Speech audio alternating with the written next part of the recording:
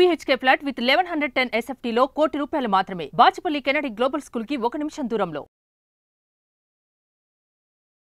Hello guys, welcome back to our channel. ఈరోజు మనతో ఉన్నారు డిజిటల్ మార్కెటింగ్ కోచ్ చందు గారు.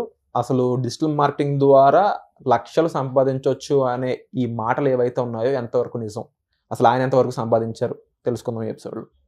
హాయ్ చందు గారు. హాయ్. ఇంటర్లోనే లక్షలు అనే మాట వాడాను, దానికి రీజన్ కూడా ఉంది. డిజిటల్ మార్కెటింగ్ నుంచి నిజంగానే నెలకి లక్షల్లో సంపాదిస్తున్న వాళ్ళు నేను చూశాను. కానీ మీరు ఓపెన్గా మన ప్లాట్ఫామ్ మీదకి వచ్చి నేను కూడా ఇంతలా సంపాదిస్తున్నాను, నా దగ్గర నేర్చుకుంటే మీరు కూడా ఎంత సంపాదించవచ్చు అని ఒక ఓపెన్ స్టేట్మెంట్ ఇస్తున్నారు. సో పబ్లిక్కి రైట్ ఇన్ఫర్మేషన్ అందజేసే బాధ్యత నా మీద ఉంది కాబట్టి నేను అడుగుతున్నాను, నిజంగా లక్షలు సంపాదిస్తున్నారా? ఎలా సంపాదిస్తున్నారు? So that is a okay question. Okay, so ఇక్కడ చూసినట్టయితే లక్షలు అనేది ఏంటంటే చూసుకున్నట్టయితే పాసిబిలిటీ ఉంది. మీరు సంపాదిస్తున్నారా?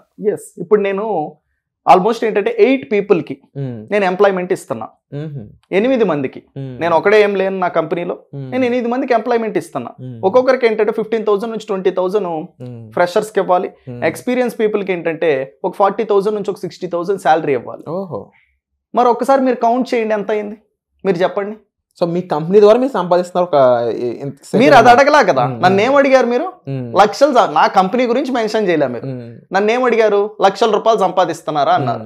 నేను ఎంప్లాయ్మెంట్ 8 మందికి ఇస్తూ ఉంటే దాంట్లో ఫ్రెషర్స్ వచ్చేసి ఒక 4, ఎక్స్పీరియన్స్ పీపుల్ ఒక 4 అన్నప్పుడు వన్స్ థింక్ అబౌట్ ఇట్, నేను ఎంత వాళ్ళకి శాలరీ రూపంలో పే చేయాలి? నేను పే చేయకపోతే వాళ్ళు ఉంటారా? డెఫినెట్లీ ఉండరు. నేను లేకపోతే ఉండరు, వాళ్ళు ఉంటున్నారు ఇప్పుడు. సో ఉంటున్నారంటే నేను వాళ్ళకి ఎలా పే చేయాలి? నాకు రాకపోతే నేను పే చేయలేను కదా. పోనీ అదే క్వశ్చన్ అడుగుతున్నా మళ్ళీ, వాళ్ళందరికీ మీరు ఎలా పే చేస్తున్నారు? That is the one right question.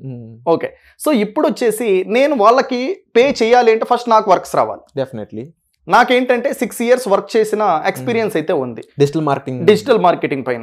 నేను ఇదే స్టార్టింగ్ నుంచి నా కెరియర్ లో ఏది నేర్చుకోవాలో తెలియని సిచ్యువేషన్ నుంచి ఓకేనా ఈ రోజుకి నేను అదే ఫీల్డ్ లో ఉన్నా.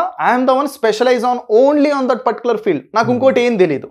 మీరు ఇంకోటి ఏం అడిగినా నాకు తెలియదు అనే చెప్తా. దీని గురించి అడిగితే నాకు తెలిసినంత వరకు మీకు చెప్తా. ఓకే, సో ఇప్పుడు నేను ఏదైతే ఆ 6 years కష్టపడి డిఫరెంట్ కంపెనీస్ లో వర్క్ చేసి నా నాలెడ్జ్ ని గెయిన్ చేసుకున్నాను. వన్స్ నేను ఒక ప్రాజెక్ట్ ని స్టార్టింగ్ నుంచి ఎండింగ్ వరకు నేను హ్యాండిల్ చేయగలుగుతున్నాను అనేసి అనుకున్న తర్వాత నా కంపెనీ పెట్టుకున్నా.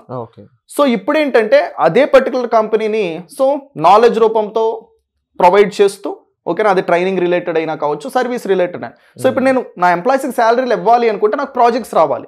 నేను ప్రాజెక్ట్స్ రావాలి అంటే నేనేంటంటే క్లయింట్ మీటింగ్స్తో మాట్లాడాలి. Client meetings in the sense like ఎవరికైతే ఆల్రెడీ బిజినెస్ ఉందో ఓకే, ఆ బిజినెస్ పీపుల్కి ఏంటంటే ఏదైతే ప్రాబ్లమ్స్ ఉన్నాయో ఆ ప్రాబ్లమ్కి నేను సొల్యూషన్ ప్రొవైడ్ చేస్తున్నాను, చేయిస్తాను అనేది ఏంటంటే వాళ్ళకి ఒక బిలీఫ్ అయితే క్రియేట్ చేయాలి. ఒక పర్సన్ ఏంటంటే బిలీఫ్ క్రియేట్ చేయడం that is not at all easy. ఒక బిజినెస్కి ఏం ప్రాబ్లమ్స్ ఉంటాయి? కస్టమర్స్ని తెప్పించుకోవడం అనేదే బిగ్గెస్ట్ ప్రాబ్లం. ఈ వరల్డ్ లో ఏదైనా తీసుకోండి, ఎవ్రీథింగ్ ఈజ్ ఏ బిజినెస్. ఏదైనా బిజినెస్సే ఓకేనా. మనం రోజు వాడే చిన్న పర్టికులర్ ప్రోడక్ట్ నుంచి పొద్దున్న లేచినప్పటి నుంచి ఈవినింగ్ వరకు పడుకునేటప్పటి వరకు ప్రతి ఒక్కటి మనకు ప్రోడక్టే కావాలి. సో ప్రోడక్ట్ కావాలి అన్నప్పుడు ఆ ప్రోడక్ట్ ని ఎవరైతే తీసుకుంటారో వాళ్ళు ఎవరు? వీళ్ళకి కస్టమర్స్.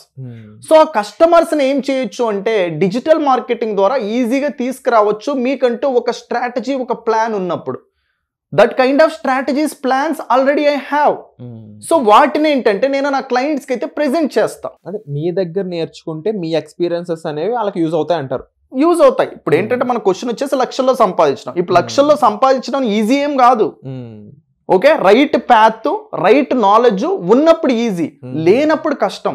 ఇప్పుడు నేను అది సంపాదించగలుగుతున్నాను అంటే సో నేను ఈ కైండ్ ఆఫ్ పిచ్చింగ్ అనేది ఏంటంటే క్లయింట్స్కి ఇచ్చి వాళ్ళకి ఏంటంటే ఏదైతే కస్టమర్స్ తీసుకురావాలో అవి తీసుకొని వస్తాను, ఎక్కడి నుంచి తీసుకొని వస్తాను, ఎలా తీసుకొని వస్తాను, దీనికి ఏ ప్రాసెస్ నేను చేస్తాను, అవంతా చెప్పిన తర్వాత నాకేంటంటే ఒక క్లయింట్ రావడం జరుగుతుంది. కాలిక్యులేషన్స్ వెళ్దాం ఒక మాట. ఓకే, మీరు జనరల్గా ఒక క్లయింట్ నుంచి ఒక 2 లక్షలు ఛార్జ్ చేస్తున్నారు అనుకుందాం. వాళ్ళు 2 లక్షలు మీకు ఇస్తున్నారంటే మీరు ఏ రేంజ్ సర్వీసెస్ వాళ్ళకి ఇస్తారు? అదే సర్వీసెస్ ఇన్ ఫ్యూచర్లో మీ స్టూడెంట్స్ ఇవ్వగలిగే అంత ఎదగలరా? Okay, so that is completely based up on the business sir. Small businesses ఉంటాయి, పెద్ద బిజినెసెస్ కూడా ఉంటాయి.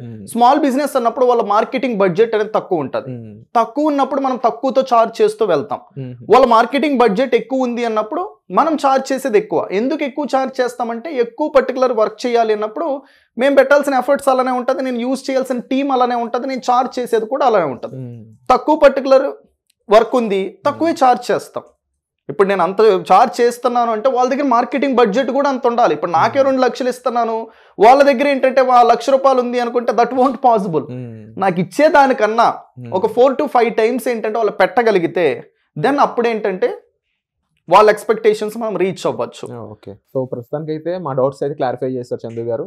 బట్ ఇంకా రకరకాల డౌట్స్ అయితే ఉన్నాయి నాకు కూడా.